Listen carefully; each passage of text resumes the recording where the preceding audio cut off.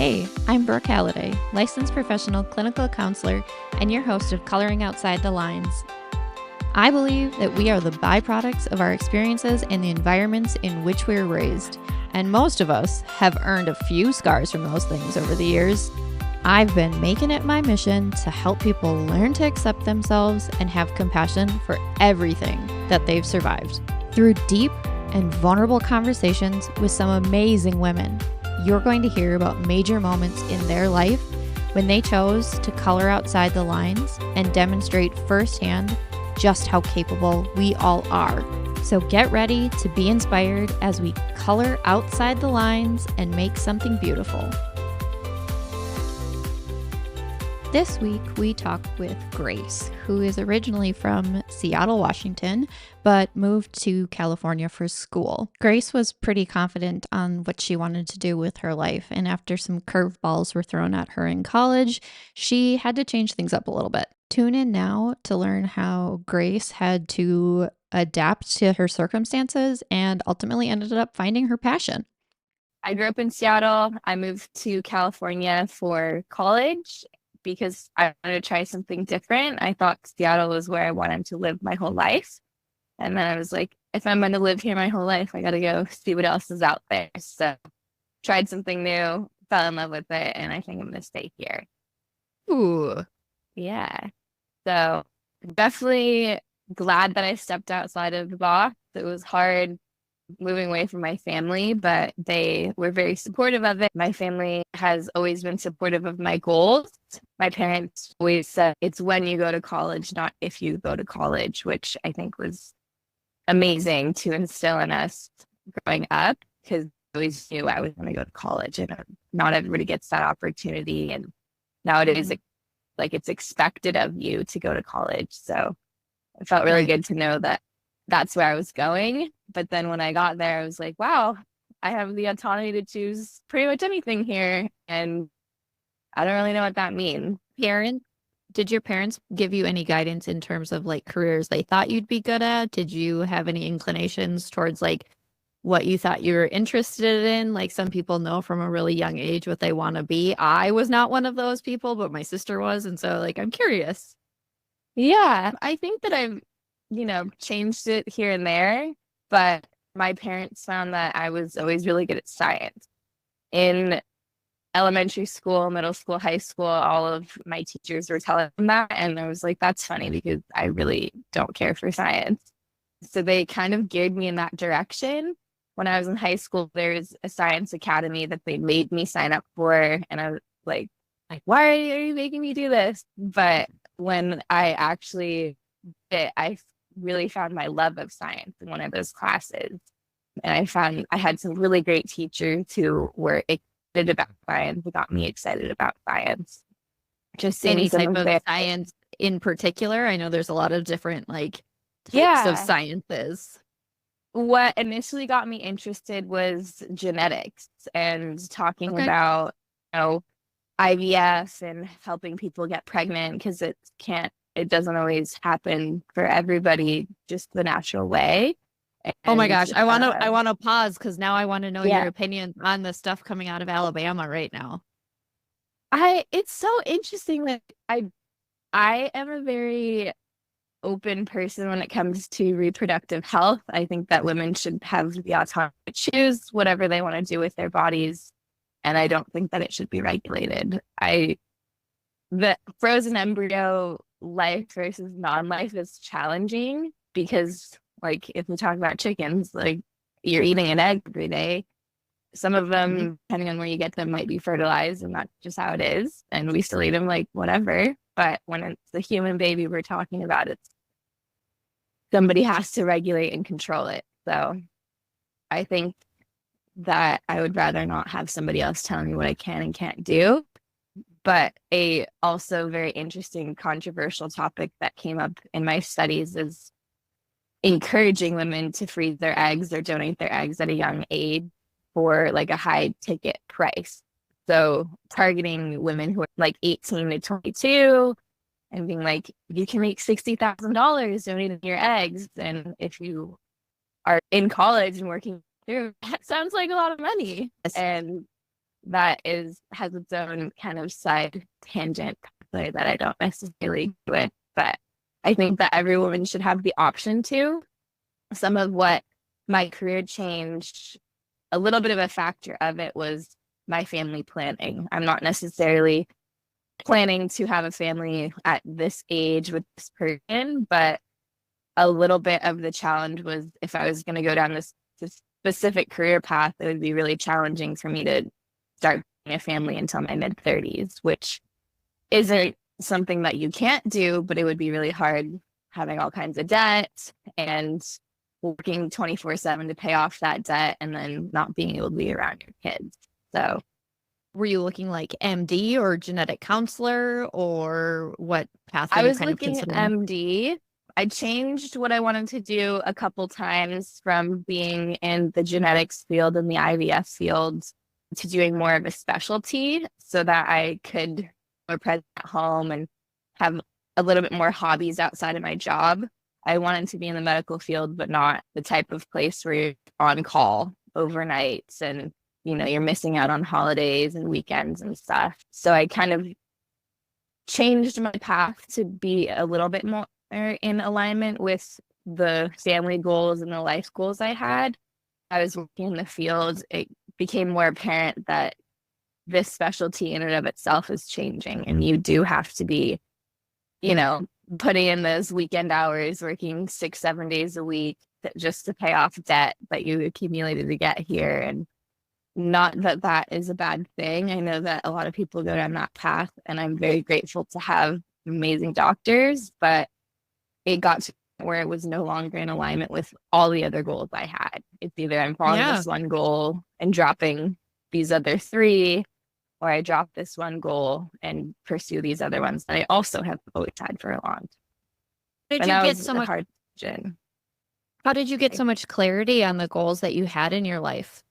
I think over time, the career goal had upping as I was going through school, but some of the other goals, like the goal to be a mom at one point, has always been part of me. My mom has mommy journals from when she was raising me and saying that I would like breastfeed my baby doll and, push around the stroller right next to her, pushing around my little brother. So I think that that's something that I've always wanted.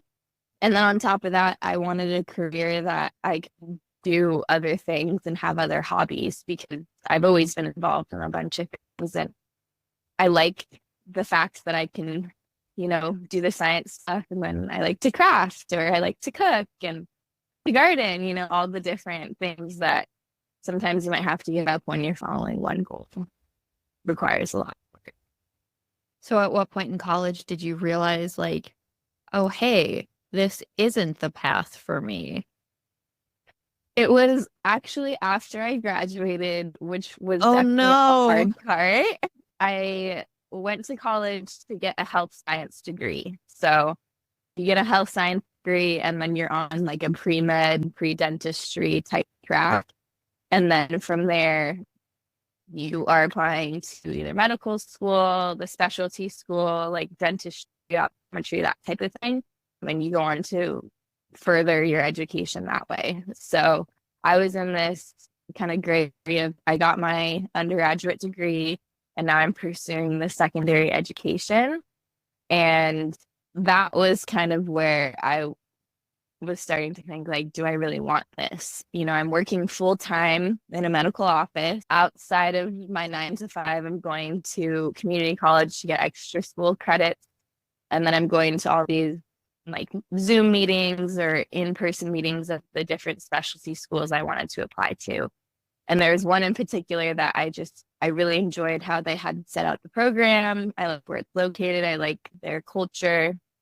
And I was working closely with the head of admissions there on getting my application all tip-top shape to apply. And you also have to take an extra test. So I retook the test, and then head of admissions calls me and really had a genuine heart-to-heart conversation with me about the fact that I probably wasn't going to get in this cycle. The people who are getting in are the people who had spent all of COVID just sitting at home and studying.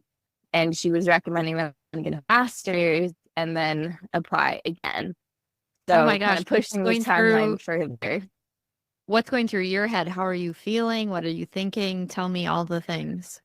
I definitely was feeling upset because I was hitting all the numbers. They told me that like, oh, if you're hitting these numbers, you're sitting in a good spot. You know, everybody who's like getting these test scores and these grades, and like they weren't even requiring you to be working in the medical office, but I was doing it full time and working with patients, like doing the job almost. And I felt very frustrated, but I also was asking like, about a little bit of this future planning. You know, how many students do you see like be able to carry a job at school? How many students do you see be able to carry relationships and maybe have families while they're in school or graduating from school, that type of thing? And she was really honest with me and said, not didn't say that it doesn't happen, but she recommended that I, go find a friend who has kids and go to the park with them and see how I feel, see if I would feel upset about missing out on that type of thing. Not to say that I can't ever do this job, but if that's a goal I have, it's going to be more of a challenge. And that really opened my eyes. I was really grateful to have that piece of information. And I was feeling just bummed that it wasn't going to work out exactly how I wanted it to in the timeline that I wanted it to. And I felt like I was giving up on all this work. I just got a degree for this, for goodness sake. I felt like I was giving up on all this work I had just done. And all Um, this time that you had put in on this, like yeah, these relationships, and oh my gosh, yeah. like a lot of sacrifices, even in college. Like I had a much more challenging degree than a lot of my friends, and I had to make sacrifices that was making in college. Like, okay, yeah, you miss a party here and there, but like I had to give up certain things because I had to be studying. I had to be spending my money because I couldn't be going to medical school and working full time at the same time. And I'm very blessed with how my family's helped me, but also I'm in my 20s. I got to support myself. So at first, it was pretty crushing that I was like, either I'm going to be 30, and if this work timeline works out perfectly, I'm going to be in my 30s, graduating with $250,000 in debt and having to work 6, 7 days a week to make up for it. Oh my So God. I can't even imagine. I'm like, as much as I want this, I don't know if this is really in alignment with everything else I want. And that was the point where I was like, I was just at first just really crushed, like really sad that it wasn't going to go my way. And then from there, I decided, okay, well, I'll take a break from this particular specialty. I'll work in the medical field a little bit more and see if there's a way I want to kind of channel my studies and go from there. What And can you as do I with was your undergraduate degree? luckily a lot. Okay. That's why they designed it the way it's not like I was on a pre-med track. That's all I could do because I'm a health science, or I was a health science major. I have a science degree. I could go into medical sales. I could go into health administration. I could, well, a certain specialty. So I have a lot of room to wiggle with it, but it's not like I could go and become a teacher at the school down the street. Right. So at the time, I was working two jobs actually. I was working full time in a medical office and then part time at home as a personal assistant to make up for like the fact that I was needed to pay my bills. And during this time, I just wasn't getting a job that I felt like was in alignment with what I wanted to do. I didn't want to be traveling salesperson for a medication just willy-nilly. If I'm going to sell something, I want to believe in it type of thing. So I just let my medical office job go and started working full time as a personal assistant. And then that gave me the opportunity to explore different options and see really what I wanted to do. The reason that I pursued the medical field is because I'm really good at math and science. I really enjoy it. but I also really like to help people. And that's kind of what drives my passion. And throughout this whole process, I realized that those two things fall into a lot of different jobs. It's not just being in the medical field. So it gave me a bit of relief knowing that I could still use my degree in a certain way, but it might not look exactly how I wanted it to look. You keep using the word alignment. I'm Mm-hmm. wondering, like, at what age, at what point in your life did you start using that word and start looking for that in life? In my 20s, I think Okay. in college, I just was like, this is what I'm doing. I'm going in the medical field. Like, let's go. Having all these other goals in the back burner. And it wasn't until I graduated and started doing more just reading and self-reflection, working a lot on myself, that I realized that these are the goals that have always been core goals to me. Other goals have kind of come and go and weaved into them, but these are the ones that have always remained and I still want to stick to. So when I was looking into different careers and such, my partner, he is a recruiter. So we were like, we would dig into like, what are your long-term goals? What are your short-term goals? What do you want to do? What do you not want to do? And that really helps me realize what my core goals are and how I want to, be in alignment with those. Doesn't necessarily mean I have to be reaching them right now, but what path am I going to go down that's going to get me there in the end? So when you're saying alignment, you're really meaning like living life based on the values that you hold. I would say so. I felt like I'm a very value and moral driven person, but when it came to these two goals, it felt like one was taking me one way and one was taking me another way. My career goal was kind of veering me away from the core family and personal goals I was having. Whereas I could find a job that's still helping people, that's still using what I know about how the body works and on the same path of being able to grow a family and have extra hobbies outside of my career and just in me, I guess. So what avenues did you start pursuing when you started letting go of the medical field? Yeah, I let go of the medical field, but I was still really interested in psychology. I went through this whole path of discovering my own mental health journey in college, and I found that a lot of people were kind of along the same path I was and struggling. So I decided that I wanted to become a voice for people who have had anxiety and have learned how to alleviate it a little bit. And I started working as a online mental health and fitness coach.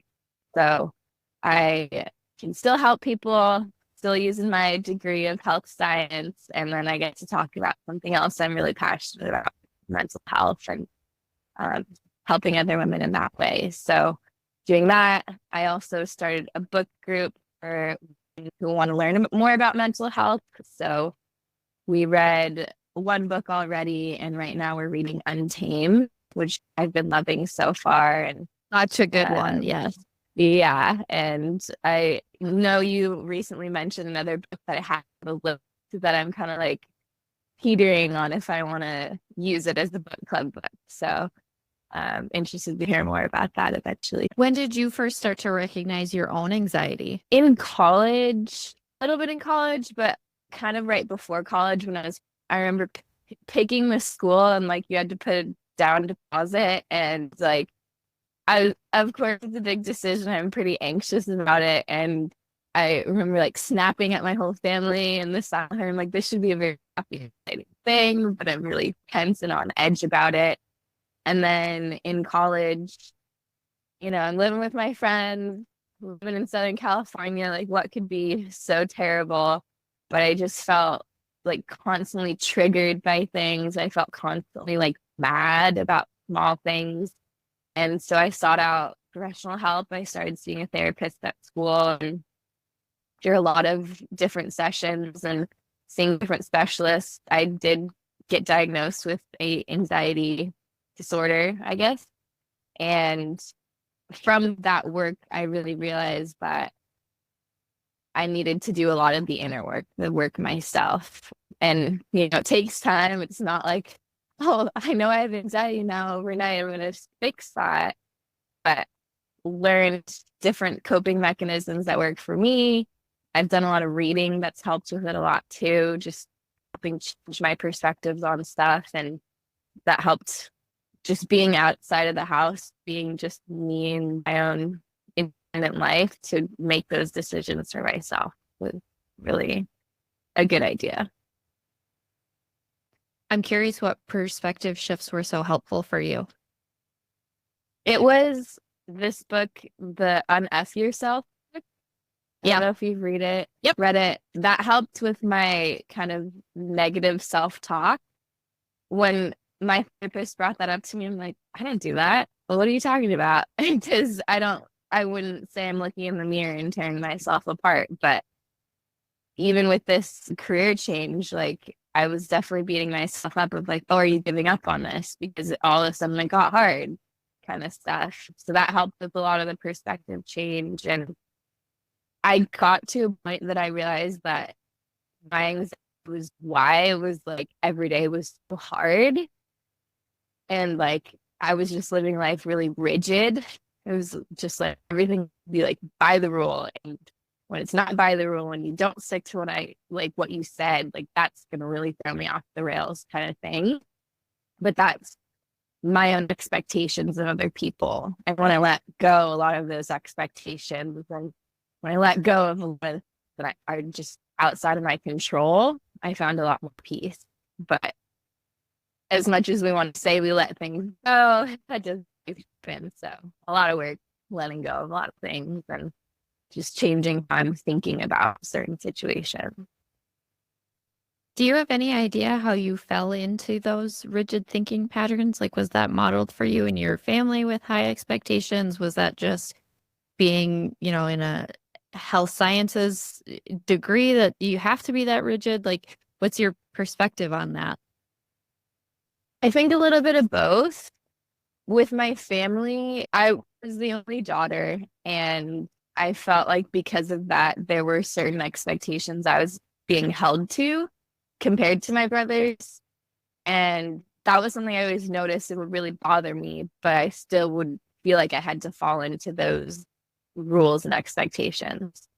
And then at school, of course, there it was really challenging being in the degree because it's almost like somebody would rather stab you in the back than help you because they don't want you to be getting ahead versus them type of thing. Or like there'd be some like cliques or groups of people that would help each other.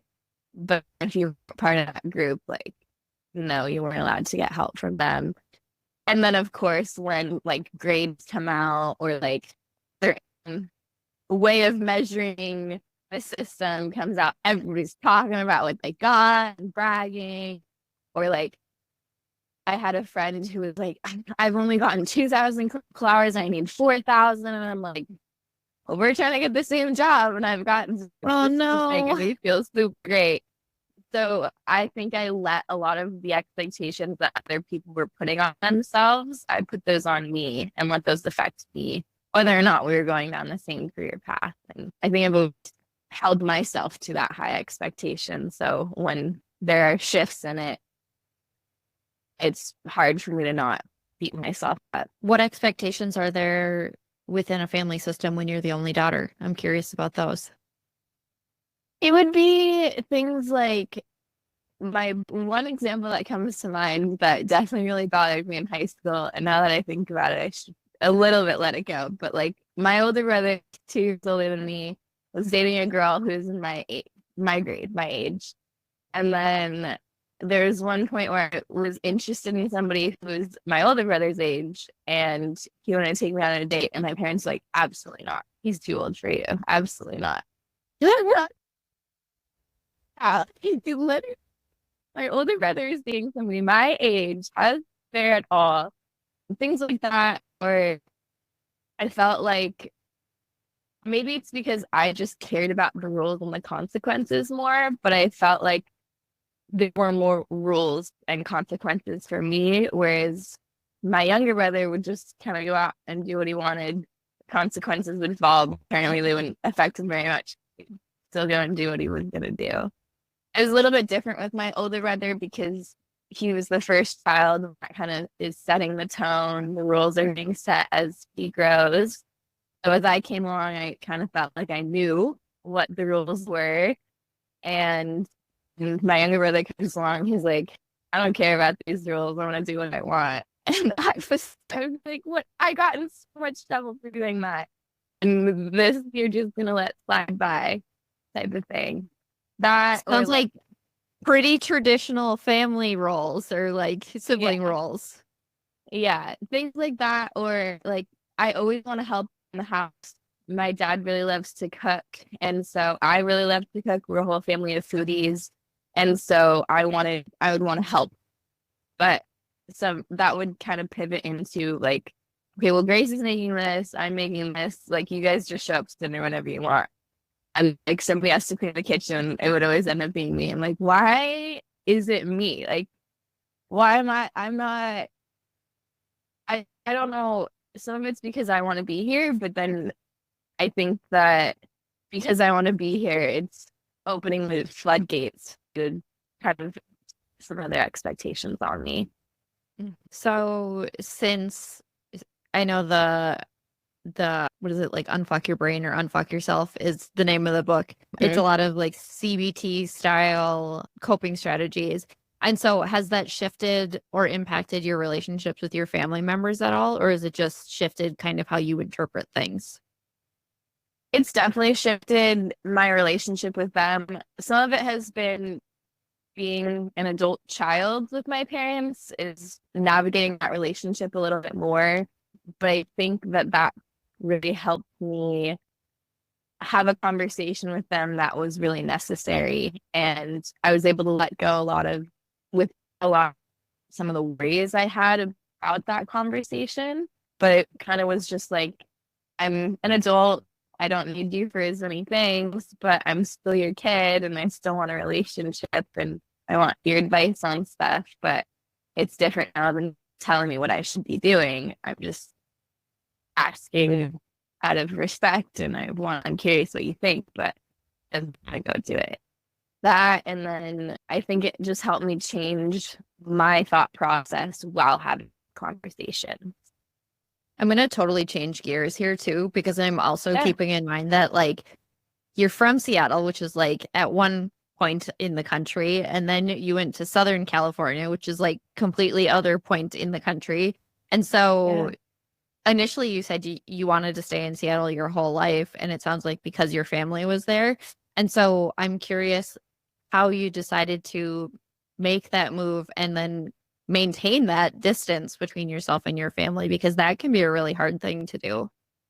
Yeah, I initially chose California for a couple of reasons, but when I was picking a college, my criteria was somewhere that I've never lived before, which is pretty much anywhere but Seattle, and then where I have some family close by if there was an emergency or I get really, really sick and I just want some TLC. So I do have some cousins who live a little bit further south than I down here. And then I didn't really want to live all the way across the country. My older brother decided to go to Ohio for college, and that was just a little too Oh, far. random. I know. It was a family school. My family is initially from the East Coast, and my parents decided just to move to Seattle themselves.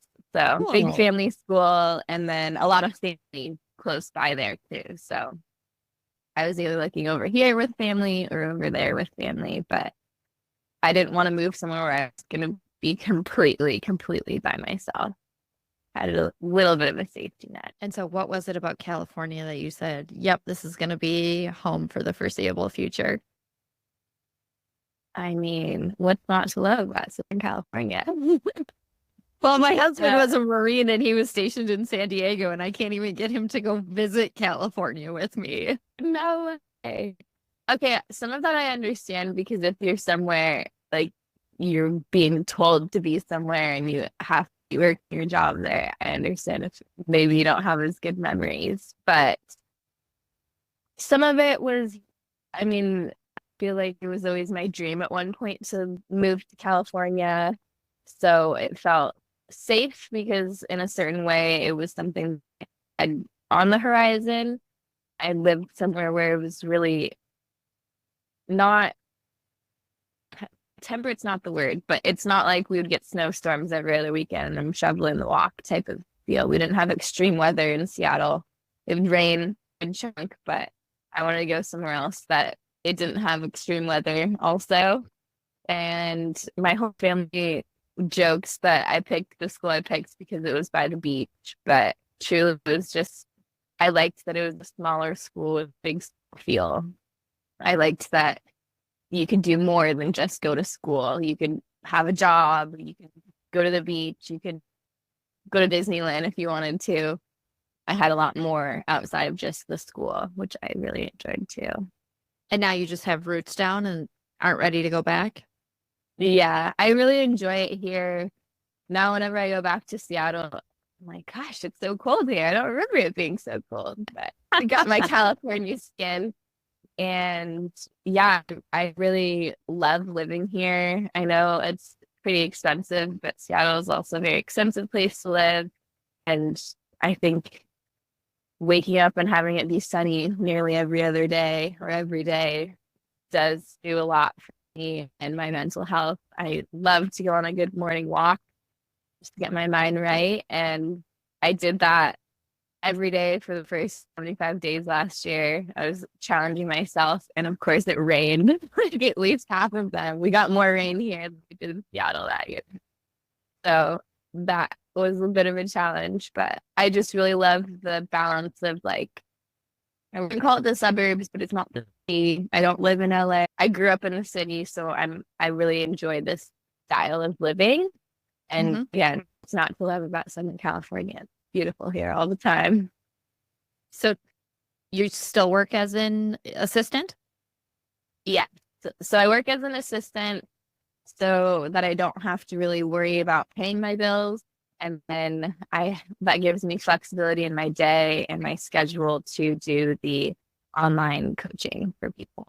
So I started that, I want to say like 6 months ago, and I'm starting to ramp it up now. I'm interested in getting different kind of certifications within the psychology field, and you can get like a specific certification to personally train people. So I am somebody who always continues to love to learn, and that's not stop. And we'll see where it takes me. So tell me what working with you looks like. What are the types of things that you help people with? What does a meeting or a session with you look like for people? Yeah, I like to say that I strongly support going to see a counselor or a therapist. I'm not taking away from that. I'm just helping you implement that. So I know from my own personal experience working with a therapist, you sit down for an hour and you talk, and then you go on to your next day and you need to apply the things that you talked about. So I worked on a lot of CBT stuff when I was doing it myself. And so I know how to help implement that for my clients, but it's also focusing on things that are within your control. So we focus on moving your body, we focus on fueling your body with the proper nutrients, and then we do a little bit of mindfulness stuff like practicing gratitude. If you and your therapist are working on affirmations, we work on those affirmations together. And then I have different little workbook type things for different things you might be struggling with, whether it's people pleasing, negative talk, that type of thing. But I find that when you focus on those things that are within your control and are taking care of yourself physically, mentally, you're getting all the right chemicals flowing, and it really helps with that challenge that you might be working through. Yeah, it sounds like a really good holistic approach. Yeah. it takes a lot of work to help alleviate any mental health issues you might be struggling with. And I know what it's like to do that work, and I'm here to support you through it.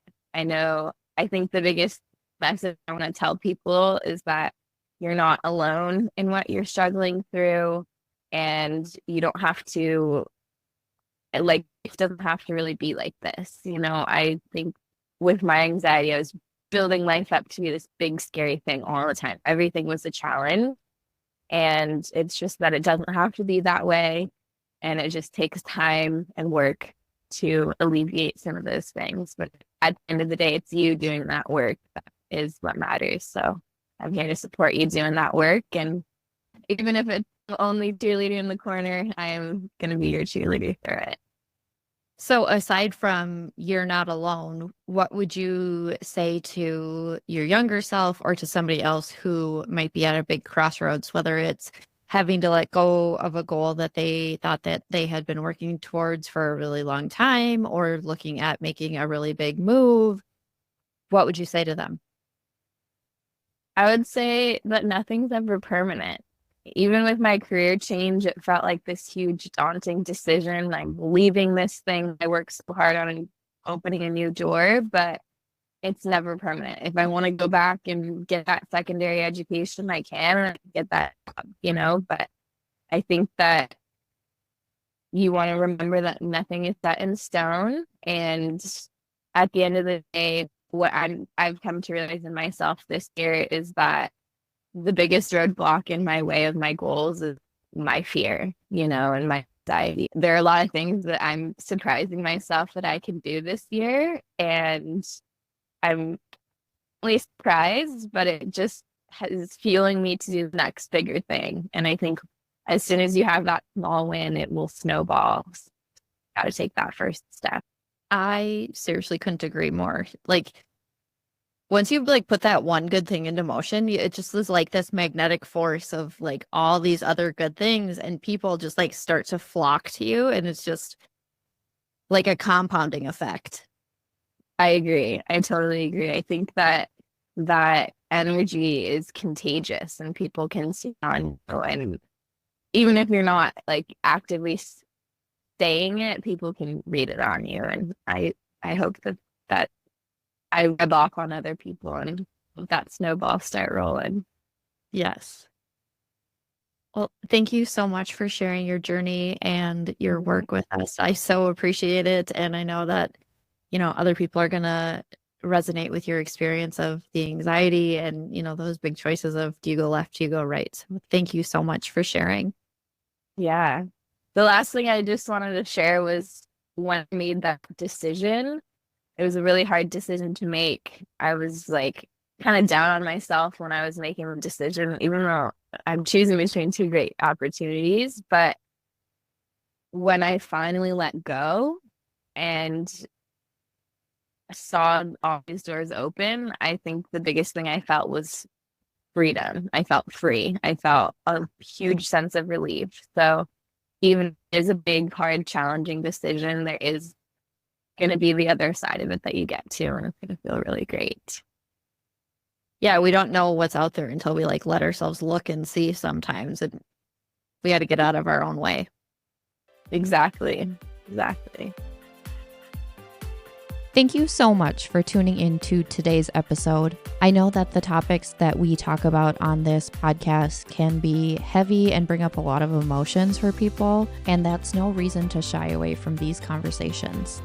If you're a fan of trying to get these conversations out to as many people as possible, I could use your help. Rating, reviewing, and subscribing to the podcast helps it reach more people. I always love to hear your feedback on the episodes that we put out and the topics that you want to hear more about.